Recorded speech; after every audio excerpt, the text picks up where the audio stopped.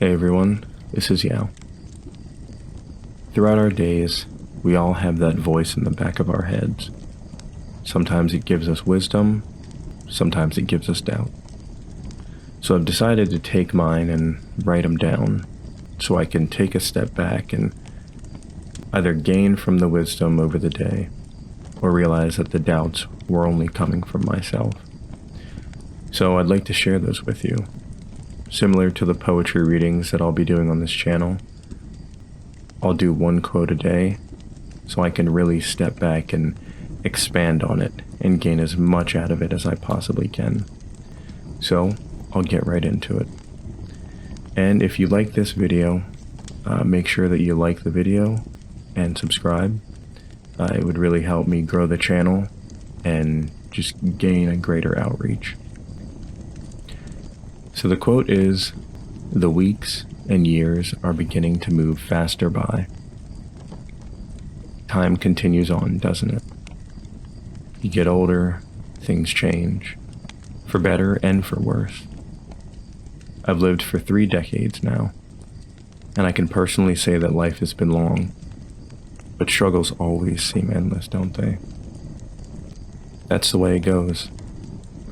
And as a healthcare worker, I speak to plenty of those whose lives are now embers. And the answer is always the same. Life flies by. So I've been pondering the why. Is it because we become so busy as we age? We have work, school, family, friends, and those everyday obligations that seem to take up so much of our time. Sometimes personally I'm so bored with the necessities that I resent the fact that I even have to eat. I know that seems petty, but it weighs me down when I think about the time that I have to waste doing the simple things. I should gain some appreciation that it's this easy to stay alive, though.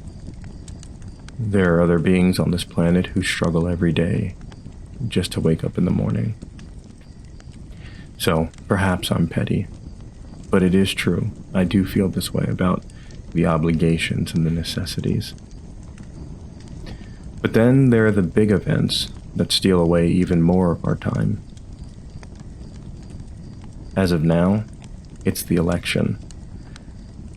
This polarizing world, no matter which side you're on, seems to be dragging us all into that kind of dialogue.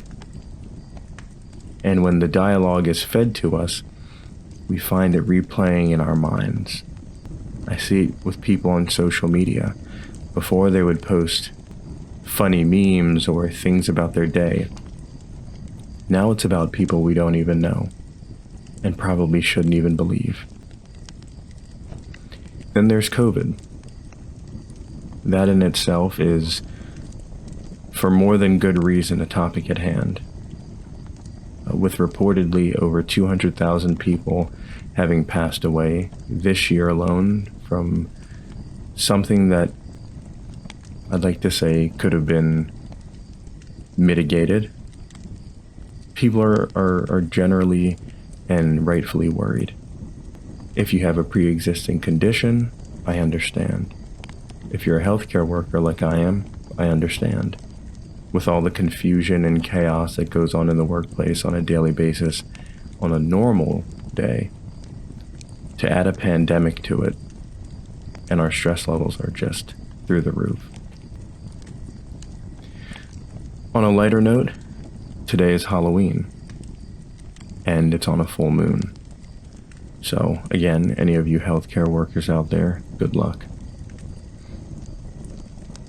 And as for me, this Monday, November 2nd, is my birthday. Now, I grew up as a Jehovah's Witness, so I never quite got used to the whole celebration thing. For me, my birthday was just a day. It's only in recent time that I've found an appreciation for that day. And I hold no resentment for that religion. Belief is a very tricky thing. oftentimes, it leads back to the idea that I want to talk about most, which is, what is it that pushes us towards the things that we feel and do, and how does that play out in our lives? And for those who are deeply religious, I can understand. The world is a scary place. You didn't ask to be here, but somebody will force you out at the end. And we want to have some sort of faith that there's more. Even I do, even if it's not in a religious perspective, even if I don't believe in a specific religion, I still hold hope that when this is all over, maybe I'll start again as something else, somewhere else, as someone else. But that's faith. So I'll be 31 on Monday,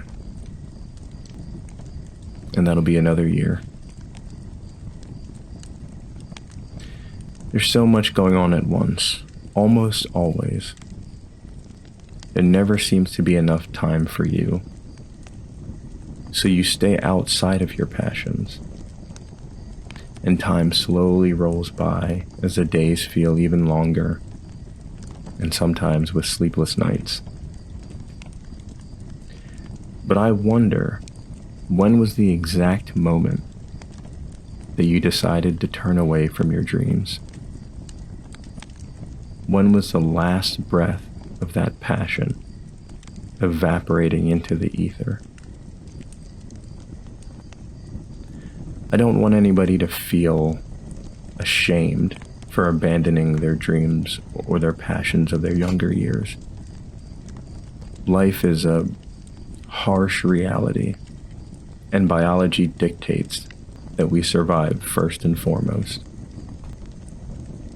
And society and culture is a great driver away from your passions. It tells you what's important. It tells you what matters. It tells you who to be and when to be it. It's not enough to just get a degree. You have to get it right after high school. It's not enough to be successful. You have to be successful young. It's not enough to have a family. You have to start one early. And all these pressures from the outside weigh on our shoulders. And we're only one person with little experience looking at giants decades beyond us and hoping that their wisdom is an honest guidepost to something fruitful in the end. But at some point, you stop seeking those little moments that lead to the things you love, and you replace them with ideas of success and obligation. And your path starts to veer towards something that you didn't choose, seems to have just happened to you. But those little moments are the things that give life its length.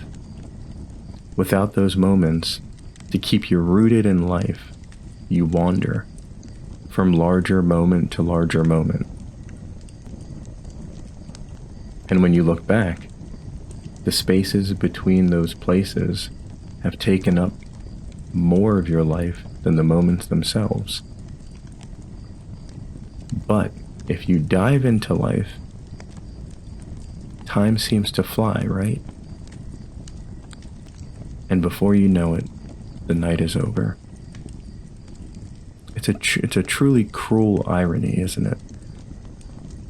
That when we suffer, life seems to surround us and time seems to dilate. And when we're really in the moment, it seems as though it speeds up and flashes by. Yet, when we look back, your life has gained so much richness and color, and you've filled yourself to the brim with that experiential depth. And that's why we must live in the moment. and truly express ourselves. Because without it, our memories will be filled with regret rather than experience. And if you do that, you can be one of the few people who can truly say that they embraced this life. Just don't forget to take a step back every once in a while to check your progress and direction and to appreciate the person you've become.